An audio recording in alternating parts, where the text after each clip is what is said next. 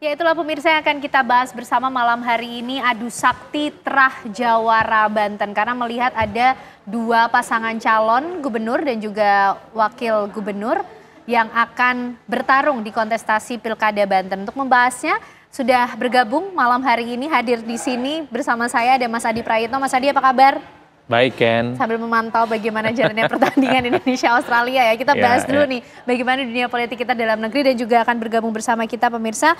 Ada Bang Yudi Budi Wibowo, tim ses dari Andra Soni Dimyati, dan juga Bang Melki, politisi dari Golkar. Selamat malam Bapak-Bapak semuanya. Sehat? Selamat malam. Selamat malam, Mbak Selamat malam, Mas Adi. Selamat malam, Mas Adi Pray. Oke, Bang Yudi. Ini kalau kita melihat kan ada dua pasangan calon gubernur dan wakil gubernur. Kalau Andra Soni Dimyati ini kekuatannya katanya pada dukungan partai politik yang cukup kuat ya, cukup banyak, 10 kalau tidak salah. Tapi kemudian lawannya ini loh Bang Yudi, Airin Ade ini katanya figur atau ketokohannya juga cukup kuat. Nah, bagaimana kemudian Bang Yudi dan juga tim ses sendiri melihat peluang, apakah bisa mendobrak kemungkinan untuk menang melawan Airin Ade? Ya, terima kasih Mbak Ken, pemirsa TV One yang hari ini melihat di TV One. Jadi pertama kami memajukan pasangan calon Bang Andra dan Pak Dimyati tentunya sudah memikirkan segala macam resiko yang akan dihadapi. Nah, berkaitan kemudian dengan strategi dan taktik, kami sudah menyiapkan bagaimana kemudian pasangan Andra dan Dimyati ini bisa bertarung dan memperoleh suara dan meyakinkan masyarakat Banten untuk kemudian memilih. Karena kami punya modal, selain modal partai koalisi, kami punya modal bahwa Pak Prabowo, Ketua Umum Partai Gerindra, itu 3 kali perhelatan Pilpres di Banten selalu memenangkan pertarungan. Itu kira-kira. Bilang mengangkat nama Andra Soni Dimyati itu sudah termasuk juga memperhitungkan resiko. Memang analisis resiko seperti apa yang dilihat dari sang lawan nih Bang Yudi? Ya, yang pasti Pak Andra dengan terutama Pak Andra, bahwa beliau politisi politisi yang bisa dibilang rising star di Banten, bukan dari keluarga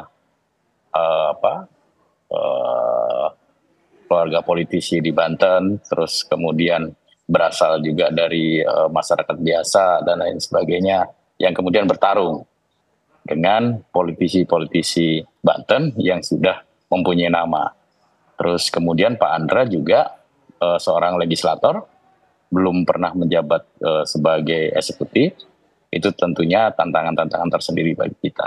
Gitu. Oke, baik. Bang Melki, ini kalau dari Bang Yudi yakin lah ini the rising star lah Andra Soni Dimyati.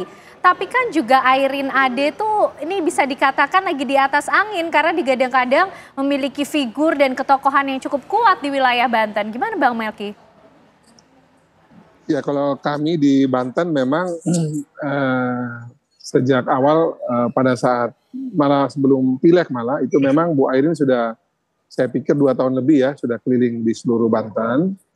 Dan saya pikir kemarin setelah diskusi, dialog dan juga musyawarah mufakat dengan pimpinan Koalisi Indonesia Maju, khususnya yang di Banten kan Pak Dasko ya, sudah komunikasi juga sama Pak Dasko, kemarin sudah pertemuan dengan Ketum dan teman-teman, sudah bisa Golkar akhirnya bersama lagi dan Bu Airin.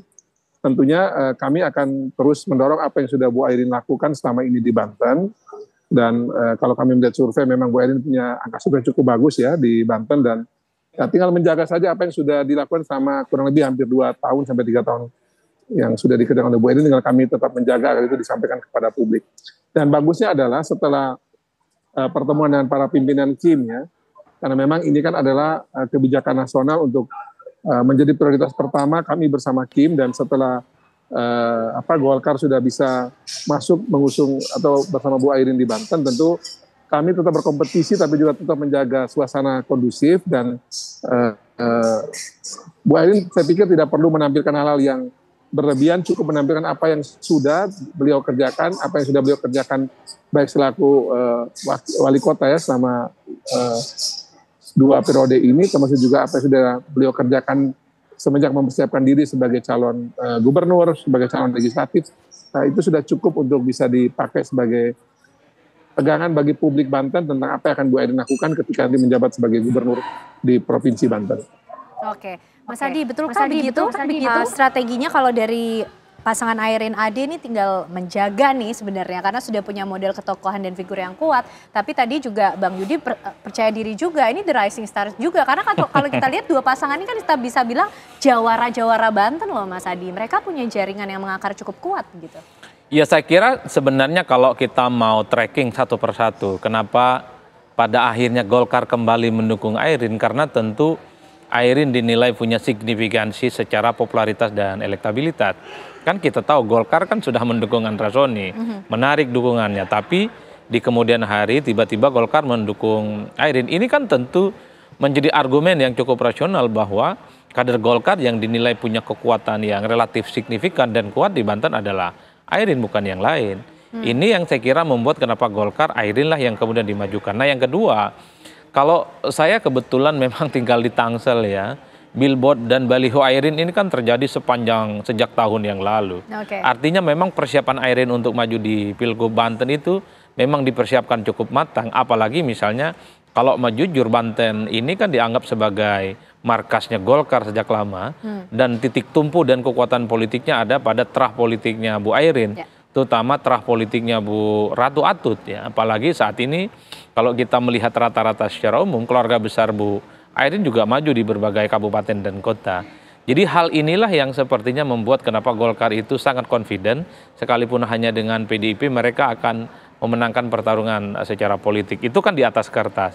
Meski pada saat yang bersamaan harus diakui, sekalipun misalnya penantangnya ini relatif newcomer di Banten sebagai calon gubernur gitu ya, tapi Andra Soni dan Dimyati ini tentu bukan lawan tanding yang layak dianggap remeh. Karena satu faktornya, selain diusung oleh begitu banyak partai politik, faktor bahwa Andra Soni sebagai partai pemenang Pilpres itu menjadi penting. Karena apapun pasti akan mengkapitalisasi semua kemampuan dan kekuatan politiknya untuk menggempur kandangnya Golkar di Kuning. Inilah yang kemudian kalau menurut saya akan menjadi pertarungan yang sesungguhnya. Selama ini kan terah politiknya Bu Ayrin di Banten nyaris tanpa lawan tanding yang sepadan. Jadi siapapun dari keluarga Bu Ayrin yang maju, entah di provinsi, di level gubernur, bupati, dan wali kota, mereka selalu menang dan tidak pernah kalah. Nah tinggal di 2024 ini akan diuji apakah kekuatan Andra Soni, yang notabene-nya adalah kader Gerindra, partai pemenang Pilpres, menang juga di Banten, akan mampu mengalahkan kekuatan politiknya Bu Ayrin. Tentu waktulah yang akan menjawab. Tentu kerja-kerja politik yang terukurlah yang akan memberikan satu legitimasi politik siapa yang akan memenangkan pertarungan ini. Apalagi wakil Andra Soni ini adalah Pak Dimyati yang saya kira mesin politiknya juga solid, yaitu kawan-kawan PKS ya. Jadi dalam hal itulah sebenarnya Ken menurut saya ya memang pertarungan politiknya cukup dinamis, masih cukup terbuka. Meski kalau kita membaca argumen survei beberapa bulan yang lalu, ya Ayrin memang relatif signifikan, nyaris tak terkejar ya dibandingkan dengan para kompetitor-kompetitor yang lain termasuk Andra Soni. Tapi dalam politik seringkali surveinya yang rendah itu seringkali dia rebound dan mampu memenangkan pertarungan. Dulu misalnya kita lihat di Jakarta, Jokowi kan nggak diperhitungkan tapi dia mengalahkan Foke. Dulu misalnya Anies juga tidak pernah diperhitungkan di Jakarta tapi dia kemudian mampu mengalahkan petana Ahok. Ganjar di Jawa Tengah dia tidak diperhitungkan saat itu di di survei-survei tapi mampu mengalahkan Bibit Waloyo di petahana, dan begitu banyak contoh-contoh lain di daerah-daerah yang memang kalau kita membangun argumen survei maka per hari ini memang Ayrin yang paling kuat ya. Tapi selama 3 bulan ke depan ini masih ada rentang waktu yang saya kira masih bisa dimaksimalkan untuk memenangkan pertarungan. Dalam 3 bulan, dalam politik ya, itu waktu bukan panjang, dia sempit dan apapun masih bisa terjadi. Tapi bagi saya, kalau yang melihat dari jauh, siapapun yang menang ini kan friendly match. Ini sama-sama orangnya Prabowo. Karena apapun Ayrin ini juga adalah tim pemenangannya Prabowo di Banten. Iya, tapi yang menurut saya menarik itu karena Andra Soni ini adalah orangnya Pak Sufmi Dasko Awapun. Pak Sufmi Dasko ini orang penting, elit penting di Banten yang saya kira ini bukan hanya soal Andra Soni dan Dimyati, tapi ini adalah pertarungan Sufmi Dasko melawan keluarga besarnya Bu Airin di Banten. Jadi bisa dibilang perang saudara apa gimana nih Mas Adi? Nanti mungkin bisa dijawab juga oleh Bang Yudi melihat bagaimana challenge-challenge di depan. Tadi sudah disampaikan oleh Mas Adi mulai dari history kemenangan Golkar, mungkin juga terah politik yang kemudian ada di belakang Airin. Bagaimana kemudian Andra Soni Dimyati ini juga bisa meramu suatu strategi yang jitu sehingga bisa rebound karena masih ada 3 bulan, masih mungkin terjadi. Nanti dijawab Bang Yudi, usai jeda kami kembali untuk Anda. Ya, Anda masih menyaksikan Apa Kabar Indonesia Malam pemirsa. Di tengah kita tentu ikut melihat bagaimana pertandingan Indonesia dan Australia. Kita juga akan lihat bagaimana pertandingan yang sengit di Pilkada Banten. Ya, Bang Yudi, ini tadi kan sudah di breakdown nih sama Mas Adi soal apa kemudian yang menjadi mungkin bisa dibilang kelebihan dari pasangan Airin Ade. Dilihat dari historical Golkar yang punya basis cukup kuat di Banten, kemudian terah politik di balik sosok Airin ini yang juga cukup kuat. Nah, bagaimana kemudian kesiapan dari Andra Soni Dimyati sebagai rising star? Harapannya bisa reborn di waktu 3 bulan ini, Bang Yudi? Ya, kami dari awal saya sudah bilang bahwa kami confident dan kami sudah siap dengan kami memajukan Pak Andra, Ketua DPD kami, yang di Provinsi Banten, Pak Prabowo itu menang 3 kali berturut-turut dengan siapapun koalisinya. Kami punya modal di situ bahwa Pak Prabowo adalah Ketua Umum Partai Gerindra, Pak Prabowo mempunyai kader namanya Pak Andra Soni di Provinsi Banten, dan ini memang jadi PR juga bahwa kami harus bisa kemudian meraup suara Pak Prabowo untuk bisa dijadikan jadi suara Pak Andra Soni dan Dimyati. Itu yang akan kami lakukan, dan ya kami sebagai partai tentu optimis bahwa itu bisa kita lakukan karena keinginan kami juga ingin membersertai Presiden terpilih Pak Prabowo untuk bisa menunaikan beberapa janji kampanyenya terutama nanti di Provinsi Banten itu. Oke, Bang Yudi, berarti kalau sama-sama berebut Prabowo efek atau suara Prabowo, jurus jitunya atau strateginya apa nih dari Andra Soni Dimyati? Ya sebetulnya bukan hanya jurus jitu. Jadi saya bilang tadi Pak Prabowo itu 3 kali hat-trick di Provinsi Banten, Pak, dengan siapapun koalisinya. Gitu, 2019, 2024 dan lain sebagainya. Saya tidak mau mengecilkan teman-teman koalisi, tapi Pak Prabowo punya segmented tersendiri di masyarakat Banten. Dan masyarakat Banten juga yakin bahwa Pak Prabowo bisa memimpin Indonesia menjadi lebih maju. Nah, untuk membersertai Pak Prabowo untuk bisa memimpin Indonesia lebih maju, kami punya kader Partai Gerindra langsung, gitu ya, yang kemudian program-programnya akan membersertai Pak Prabowo jadi di Provinsi Banten. Strateginya di situ. Bagaimana kemudian suara-suara Pak Prabowo yang ada di Banten itu bisa kita raup sebanyak-banyaknya. Oke, Bang Melki, kalau kemudian tadi kita sudah tahu ketokohan figur Airin ini, apalagi kalau kita lihat survei elektabilitasnya sejauh ini per hari ini masih tinggi. Tapi jangan dianggap remeh juga nih pasangan Andra Soni Dimyati seperti yang disampaikan oleh Mas Adi. Bisa-bisa kemudian reborn dalam waktu 3 bulan ini ada kejutan atau efek lain yang bisa membooster pasangan Andra Soni Dimyati. Ya memang politik itu tidak ada yang bisa dipastikan sampai dengan ujung terakhirnya itu dicoblos dan perhitungan suara. Karena ya itulah seninya politik ya. Dia tidak menyediakan kepastian sampai dengan di hari H itu baru kita bisa tahu pasti calon suara.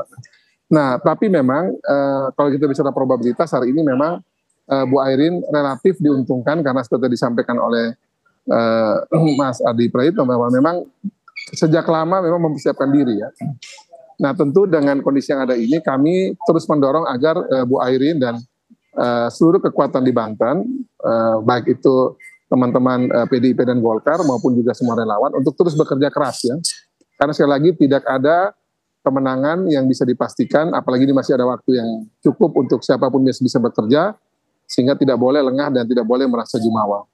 Nah, misalnya contoh juga ya, Mbak Ken, ya saya kan juga maju di provinsi NTT misalnya Oke. sebagai calon gubernur di NTT. Survei saya tinggi misalnya, sudah 50% lebih. Tapi tidak bisa juga membuat saya menjadi tenang. Harus turun terus, menyapa masyarakat, merangkul pemilih. Dan ini kesempatan untuk semua orang untuk menyampaikan tentang dirinya dan apa yang mau dia bangun bagi daerahnya. Dan saya kira Bu Airin dan Pak Andra juga saya kira juga ini berteman ya. Mereka juga sama-sama di Banten juga sama ini bertemu. Jadi saya berharap begini, tadi spirit yang sudah disampaikan oleh semua pembicara ini bahwa ini adalah anak-anaknya Pak Prabowo semua ini. Jadi dari koalisi besar yang dipimpin oleh Gerindra juga anaknya Pak Prabowo langsung, Bu Airin juga anaknya Pak Prabowo. Tentunya biar kompetisinya dilakukan dengan baik, dengan sehat, dengan tidak saling melukai yang berlebihan, mengajak masyarakat memilih dengan baik. Dan yang pasti siapapun pemenangnya di Banten ini adalah temanya berkelanjutan ini. Tidak tema yang berbeda dari tema ini. Oke, temanya berkelanjutan ya. Ini artinya apa nih? Kalau berkelanjutan artinya Tra-Tra sebelumnya juga akan menang apa gimana Mas Adi? Tapi nanti dijawabnya ya Mas Adi ya. Sesaat lagi kami kembali untuk Anda pemirsa.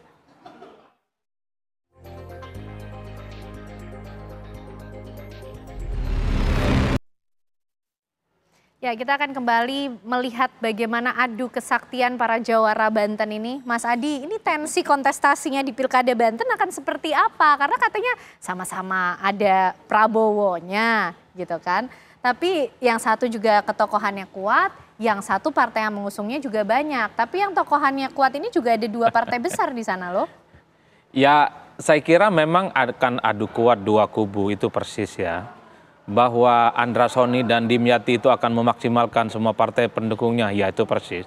Termasuk misalnya berharap ada Prabowo efek dalam Pilkada di Banten juga pasti akan dimaksimalkan sebagai instrumen untuk mendapatkan dukungan politik secara maksimal. Termasuk ketika Raffi Ahmad ditunjuk sebagai ketua tim sukses, saya juga bagian dari ikhtiar politik supaya Andra Soni dan Dimyati juga mulai muncul secara signifikan di Banten. Begitupun dengan Airin dan Ade Sumardi ya, saya kira mereka cukup yakin dengan mesin politiknya. Nah, cuman kalau kita melihat pilkada itu kan pertandingannya beda dengan pilpres dan pileg. Yang dilihat adalah figur yang bertanding, yang dilihat adalah soal siapa yang ada di nama dan foto di kotak suara. Itulah yang kemudian akan menjadi faktor penentu. Bahwa di situ Prabowo kuat, bahwa di situ Golkar kuat misalnya. Tapi at the end of the day-nya orang akan melihat siapa sebenarnya daya tarik yang utama adalah figur. Bukan lagi partai, bukan lagi influencer. Ini yang saya kira akan kita lihat selama 3 bulan ke depan head to head. Dan tos-tosan antara Airin dan Andra Soni. Disitulah kemudian peluang-peluang untuk memenangkan pertarungan itu ya pastinya akan semakin serba terbuka ya. Kalau mau jujur partai Kim Plus lah anggaplah begitu di Banten. Kalau ini dimaksimalkan instrumen politiknya, kekuatan pileg yang kemarin dipakai, pilpres dipakai juga kuat. Dan bisa mengalahkan Bu Airin. Tapi ingat, seringkali mesin politik di pileg dan pilpres itu seringkali nggak bekerja. Karena pileg itu yang bekerja adalah caleg-caleg yang punya jejaring ke bawah. Dan itu seringkali juga tidak inline dan tidak dipakai dalam pemenangan pilkada. Karena pilkada itu beda orang dan beda tim sukses. Jadi anatomi kekuatannya bisa terputus dan bisa ganti orang. Jadi dalam konteks itulah bagi saya yang paling penting adalah bagaimana mesin dan instrumen pemenangan hari ini itu yang ada, itu yang akan menjadi ujian yang sesungguhnya. Kenapa saya sebut di Banten itu, sekalipun ini sama-sama orangnya Prabowo, sama-sama mengusung keberlanjutan, ini bagi Airin bagaimana mempertahankan dominasinya. Ini kandang keluarga besarnya Bu Airin. Ini terah politik dinasti Banten dari dulu nggak pernah terkalahkan. Dan itu pasti akan menjadi pertempuran yang menurut saya, ini persoalan hidup mati kekuatan politik di sana. Golkar khususnya. Kalau bicara Golkar di Banten, pasti bicara tentang terah politiknya Airin. Sementara pada setting bersamaan, Andra Soni, apapun judulnya, ini partai pemenang Pilpres, ada Dasko di situ. Dasko itu dapilnya di Tangerang Raya. Dan kita tahu bahwa Pak Dasko adalah orang yang saya kira cukup powerful, mampu mengorkestrasi begitu banyak instrumen-instrumen politik pemenangan. Dan itu yang saya sebut, apakah Andra Soni dan Dimyati ini yang dianggap sebagai newcomer dalam Pilkada Banten akan mampu mengalahkan dominasi Airin. Tentu 3 bulan ini yang akan menentukan segala-galanya. Serangan darat, serangan udara, instrumen-instrumen politik pemenangan pastinya akan dimaksimalkan. Inilah yang saya kira orang akan melihat nantinya apakah Andra Soni dengan kekuatan politik Gerindra plus partai pengusungnya akan mampu mengalahkan dominasi terah politiknya Bu Airin. Mengingat selama ini sepanjang pilkada, baik di level provinsi, kabupaten, dan kota, terah politiknya Bu Airin nggak pernah kalah. Oke, Bang Melki, artinya nih tinggal wait and see aja lah, lihat dulu bagaimana dari Bang Yudi dan teman-teman bisa meramu instrumen politiknya sehingga bisa membooster pasangan Andra Sony Dimyati, atau oke, ini juga menjadi satu PR tersendiri bagaimana kemudian mempertahankan dominasi dan label selama ini terah politik dari Ratu Atut sampai ke Airin dan juga Golkar di Banten yang belum pernah terkalahkan.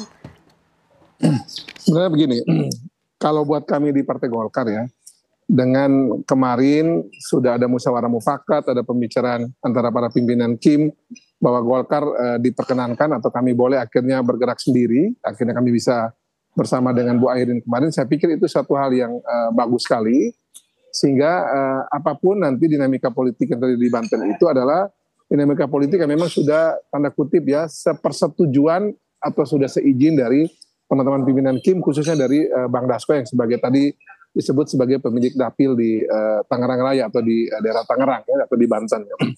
Nah, dalam konteks demikian menurut kami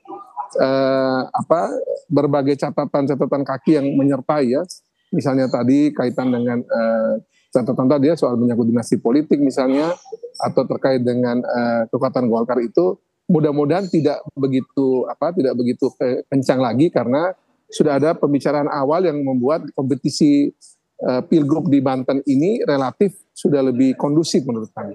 Ya, kenapa kami bilang kondusif? Karena pertemuan antara pimpinan Partai Golkar ya, Pak Ketua Umum Pak Bahlil beserta teman-teman dan juga disertai oleh teman-teman juga dari pengurus Golkar di Banten ya. Bu Airin juga sudah komunikasi baik. Mudah-mudahan ini membuat kompetisi apapun yang terjadi di Banten ini bisa sehat, bisa lebih produktif ya, lebih elegan, dan sekali lagi siapapun pemenangnya nanti tentu itu adalah bagian dari Pak Prabowo Subianto, bagian dari keberlanjutan, sehingga tentu dinamika politik di Banten menurut kami akan relatif jauh lebih smooth ya, tidak terlalu keras karena sudah disertai dengan musyawarah mufakat yang cukup baik dan bagus antara pimpinan tim khususnya Bang Dasko dengan kami di Partai Golkar yang dibimbing oleh Pak Bahlil kemarin. Dan yang kedua menurut saya yang penting begini, dengan sudah adanya pembicaraan ini mudah-mudahan Pak Andra Sony dan Pak Dimyati ini dua-dua juga sahabat kami, kemudian juga Bu Airin dan Pak Adi juga bisa kemudian membuat kompetisi ini menjadi kompetisi yang baik, yang menang itu rakyat Banten, dan ya kepastian tentang Banten itu tetap menjadi bagian dari provinsi yang menjaga keberlanjutan pembangunan di Indonesia, betul-betul membawa warna Pak Prabowo dengan kuat, itu bisa kita juga pastikan itu berjalan. Jadi lebih besar daripada sekedar kemenangan Bu Airin ataupun Pak Andra Sony adalah kepastian bahwa di Banten sendiri Kim dan keberlanjutan tetap akan menjadi pemenang dalam Pilgub Banten kali ini. Oke, Bang Melki. Bang Yudi, begitukah? Artinya sudah ada musyawarah mufakat nih antara Andra Sony Dimyati dengan Airin Ade, karena sama-sama kalau tadi dibilang pesannya keberlanjutan dari Prabowo. Tapi kan kalau Andra Sony Dimyati menang nih jadi sejarah baru loh di Banten. Ya semuanya pasti punya teori, semuanya pasti punya strategi dan lain sebagainya. Bahwa kompetisi itu harus berjalan, saya sepakat. Kompetisi itu harus berjalan dengan baik untuk menghadirkan kader-kader atau pemimpin-pemimpin terbaik dari yang sekarang ada. Nah, tentunya semuanya juga membawa visi misi, membawa dan lain sebagainya gitu ya. Nah, tergantung kemudian nanti bagaimana strategi itu bisa kemudian diterima oleh masyarakat Banten, terus kemudian bisa muncul pemimpin yang lebih membawa Banten lebih maju lagi gitu kan. Itu sebetulnya yang paling prinsip dan paling penting, dan itu harus diuji, teori itu harus diuji, strategi itu harus diuji di lapangan. Bahwa kemudian sebagai anak bangsa, saya yakin semua politisi yang ada di Indonesia ini semuanya kepingin membawa maju daerahnya dan semakin membawa maju Indonesia. Tinggal itu saja strategi dari masing-masing pasangan calon, tim dan sebagainya untuk memenangkan hati rakyat, untuk bisa kemudian meyakinkan rakyat bahwa mereka lah yang layak dipilih, dan itu sedang kami kerjakan. Bahwa kemudian hasilnya kita sangat berharap gitu ya akan terjadi perubahan yang ada di Banten, semoga masyarakat Banten lebih maju lagi gitu ya, dan keadilan dan keperataan yang ada di Provinsi Banten akan lebih berjalan gitu. Oke, baik. Nampaknya di awal-awal nih masih smooth ya Mas Hadia semuanya. Tapi kita lihat nanti 3 bulan kira-kira akan memanaskah kemudian kontestasi yang akan terjadi di Banten. Terima kasih Bapak-Bapak, kita tunggu strategi-strategi dan jurus-jurus jitunya sehingga nanti kita bisa tahu siapa yang akan memenangkan Banten. Apakah kemudian akan kembali mengulang terah politik yang ada atau kemudian The Rising Star ini akan menjadi pemenangnya. Terima kasih Mas Hadi, Bang Melki, Bang Yudi malam hari ini sudah bergabung bersama kami di Apa Kabar Indonesia Malam.